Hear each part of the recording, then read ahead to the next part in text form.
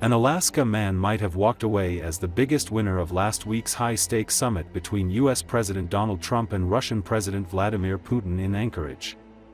He rode off with a new motorcycle, courtesy of the Russian government. According to Associated Press, Putin's delegation gifted Mark Warren, a retired fire inspector for the Municipality of Anchorage, a Ural Gear Up motorcycle with a sidecar, 1 week after a television crew's interview with Warren went viral in Russia. The motorcycle company, founded in 1941 in western Siberia, now assembles its bikes in Petropavlovsk, Kazakhstan, and distributes them through a team based in Woodinville, Washington. Warren already owned one Ural motorcycle, purchased from a neighbor. He was out running errands on it a week before the summit when a Russian television crew saw him and asked for an interview. Warren told the crew about his difficulty obtaining parts for the bike because of supply and demand issues. On August 13, 2 days before the Trump-Putin summit to discuss the war in Ukraine, Warren received a call from the Russian journalist, who told him, "They've decided to give you a bike." Warren said a document he received indicated the gift was arranged through the Russian embassy in the US, which did not immediately return a message Tuesday. Warren said he initially thought it might be a scam.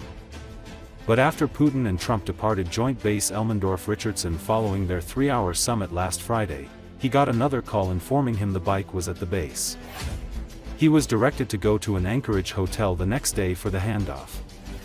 He went with his wife, and there in the parking lot, along with 6 men he assumed to be Russians, was the olive green motorcycle, valued at $22,000.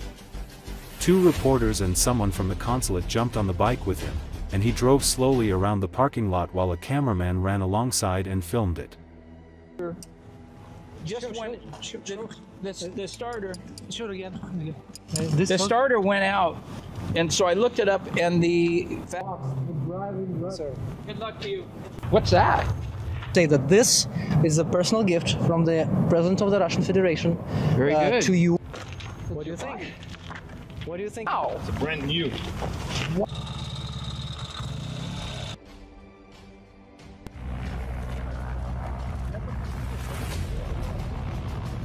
I like my other machine as well, but this obviously is a lot better. It's newer, it's more precise, it's better handling, it's a nicer machine, you know?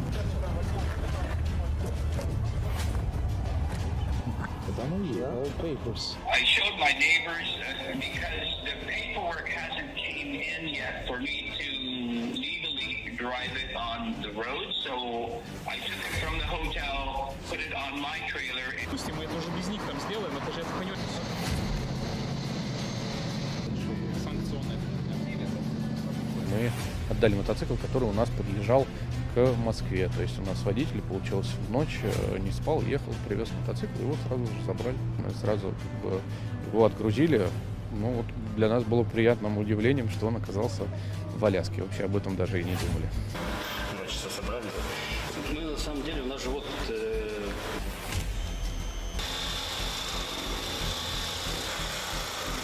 матовый, металлоэффектная окраска, да. Это лак на самом деле, там 7 слоев, это не просто взяли и покрасили, это достаточно сложная технология.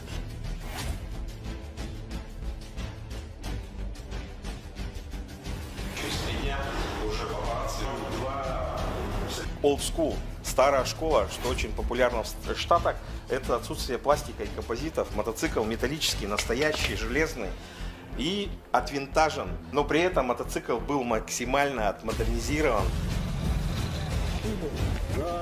Всегда помогает. Уникальная возможность продемонстрировать, насколько действительно близки нашей культуры. Человек, который увлекается нашей техникой, по-настоящему любит ее. И тут же, с другой стороны, наше желание помочь ему подчеркнуть этот интерес и близость наших двух народов, которые здесь на самом деле совсем недалеко. Вы мне рассказываете, где улицы поехал. Мы бежим с Улиной, пробивает адрес. Потом вот там телефон. Russian President Vladimir Putin is ready to meet with his Ukrainian counterpart Volodymyr Zelenski if certain conditions are in place, Russian Foreign Minister Sergei Lavrov said Thursday. Our president has repeatedly said that he is ready to meet, including with Mr. Zelensky, with the understanding that all issues that require consideration at the highest level will be well worked out and experts and ministers will prepare the appropriate recommendations, and of course with the understanding that when and if the matter, I hope when, comes to signing future agreements, the issue of the legitimacy of the person who will sign these agreements with the Ukrainian side will be resolved, Lavrov said.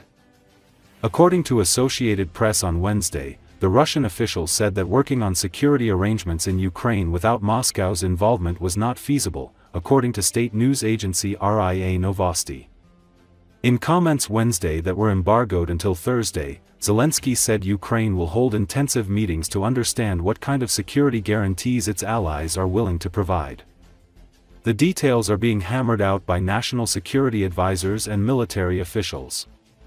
The plans will become clearer within 10 days, Zelensky said. He then expects to be ready to hold direct talks with Putin for the first time since the conflict began. The talks could also be conducted in a trilateral format alongside Trump, Zelensky said.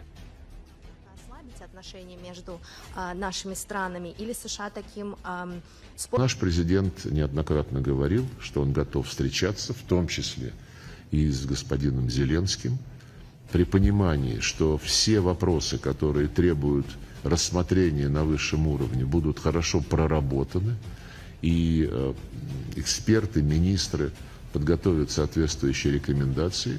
И, конечно, при понимании, что когда и если дело, надеюсь, когда дело дойдет до подписания будущих договоренностей, то будет решен вопрос о легитимности персоны, которая будет подписывать эти договоренности с украинской стороной. В последние дни может ли быть их целью срыв?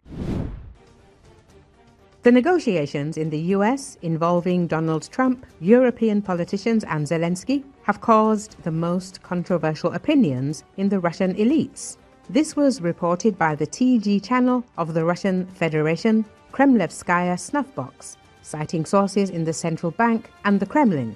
The channel's sources in the central bank and the government's economic bloc are expecting the SVO to end soon and say that if this does not happen, then by the end of the year, Russia will be hit by a terrible crisis.